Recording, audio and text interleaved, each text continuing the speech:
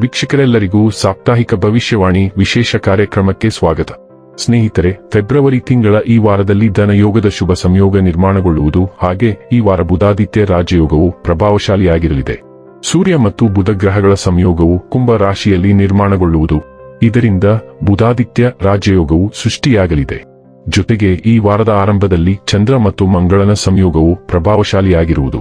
ಜ್ಯೋತಿಷ್ಯ ಶಾಸ್ತ್ರದಲ್ಲಿ ಧನಯೋಗವನ್ನು ರಾಜಯೋಗಕ್ಕೆ ಸಮಾನವಾದ ಯೋಗ ಎಂದು ಕರೆಯಲಾಗುತ್ತದೆ.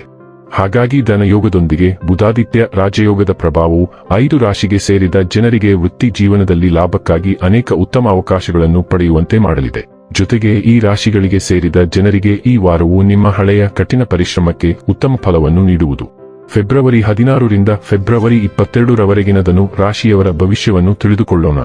ಈ ವಾರದನು ರಾಶಿಯವರ ಫಲಾಫಲಗಳೇನು, ಗ್ರಹಗತಿಗಳು ಹೇಗಿರಲಿವೆ, ಕೌಟುಂಬಿಕ ಸಾಮಾಜಿಕ ಜೀವನ ಹಾಗೂ ವ್ಯಾಪಾರ ವಹಿವಾಟು ಹೇಗೆ ನಡೆಯಲಿದೆ, ಅಲ್ಲದೆ ಯಾವೆಲ್ಲ ಸಮಸ್ಯೆಗಳು ನಿಮ್ಮನ್ನು ಈ ಸಾಪ್ತಾಹಿಕದಲ್ಲಿ ಕಾಡಲಿವೆ, ಅವುಗಳಿಗೆ ಪರಿಹಾರಗಳೇನು ಎಂಬುದನ್ನು ತಿಳಿಯಲು ಈ ವಿಡಿಯೋವನ್ನು ಸಂಪೂರ್ಣವಾಗಿ ವೀಕ್ಷಿಸಿ. ನೀವಿನ್ನೂ ನಮ್ಮ ಚಾನೆಲ್ ಸಬ್ಸ್ಕ್ರೈಬ್ ಮಾಡದೇ ಇದ್ದರೆ ಕೂಡಲೇ ನಮ್ಮ ಚಾನೆಲ್ ಸಬ್ಸ್ಕ್ರೈಬ್ ಮಾಡಿ. ಹೆಚ್ಚಿನ ವಿಡಿಯೋ ಅಪ್ಡೇಟ್ಗಾಗಿ ಪಕ್ಕದ ಬೆಲ್ ಐಕಾನ್ ಬಟನ್ ಕ್ಲಿಕ್ ಮಾಡಿ.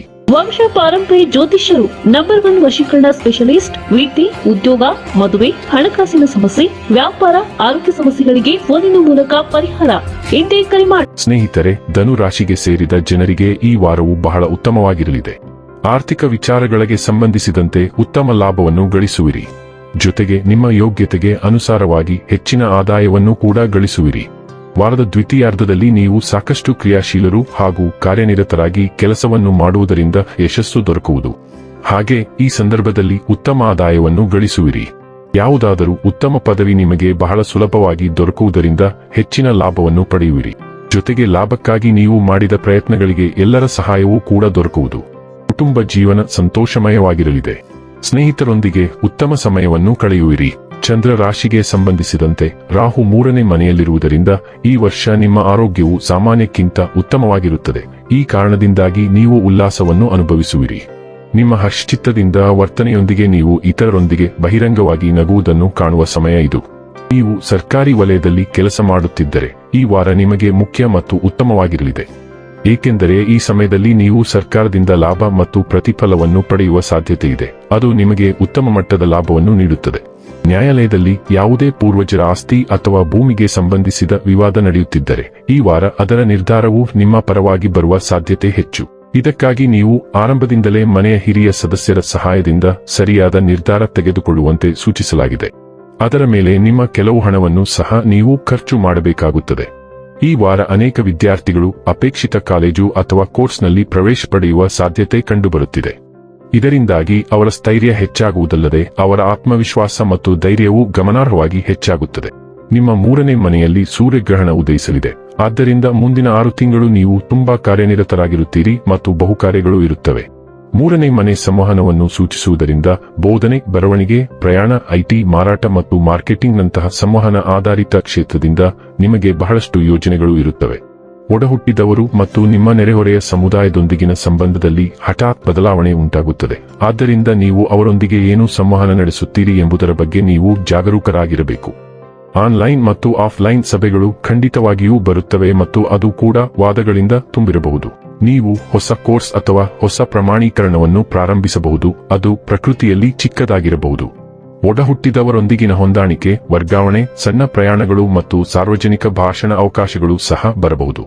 ನಿಮ್ಮ ಸಾಮಾಜಿಕ ಮಾಧ್ಯಮ ಚಟುವಟಿಕೆಗಳು ಹೆಚ್ಚಾಗುವುದನ್ನು ನೀವು ನೋಡುತ್ತೀರಿ. ಆದರೆ ಸೂಕ್ಷ್ಮ ವಿಷಯವನ್ನು ಪೋಸ್ಟ್ ಮಾಡುವುದನ್ನು ತಪ್ಪಿಸಿ, ಇಲ್ಲದಿದ್ದರೆ ಸಮಸ್ಯೆಗಳು ಮುಂದಿನ 6 ತಿಂಗಳವರೆಗೆ ಇರುತ್ತದೆ. ಕೆಲವು ದಾಖಲಾತಿ ಕೆಲಸಗಳು ಮುಂದುವರಿಯುತ್ತವೆ ಮತ್ತು ಪ್ರಕಟಣೆಗೆ ಹೆಚ್ಚಿನ ಅವಕಾಶಗಳನ್ನು ನೀವು ನೋಡುತ್ತೀರಿ. ಸಂದರ್ಶನಗಳು, ಚರ್ಚೆಗಳು ಅಥವಾ ಕ್ರೀಡಾಕೂಟಗಳಂತಹ ಕೆಲವು ಹಠಾತ್ ಸ್ಪರ್ಧಾತ್ಮಕ ಚಟುವಟಿಕೆಗಳಿಗೆ ದಯವಿಟ್ಟು ಸಿದ್ಧರಾಗಿರಿ. ನಿಮ್ಮ ಒಡಹುಟ್ಟಿದವರ ಹೆಚ್ಚಿನ ಜವಾಬ್ದಾರಿಗಳನ್ನು ನೀವು ತೆಗೆದುಕೊಳ್ಳಬೇಕಾಗುತ್ತದೆ. ಅದು ಸುಲಭವಲ್ಲದಿರಬಹುದು.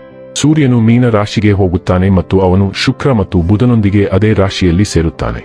ನವೀಕರಣದಂತಹ ಕೆಲವು ಗೃಹ ಸುಧಾರಣೆ ಯೋಜನೆಗಳು ಇರುತ್ತವೆ ಅಥವಾ ನಿಮ್ಮ ಜೀವನ ಮಟ್ಟವನ್ನು ಸುಧಾರಿಸಲು ನೀವು ಮನೆಗೆ ಕೆಲವು ಉತ್ಪನ್ನಗಳನ್ನು ಖರೀದಿಸುತ್ತೀರಿ.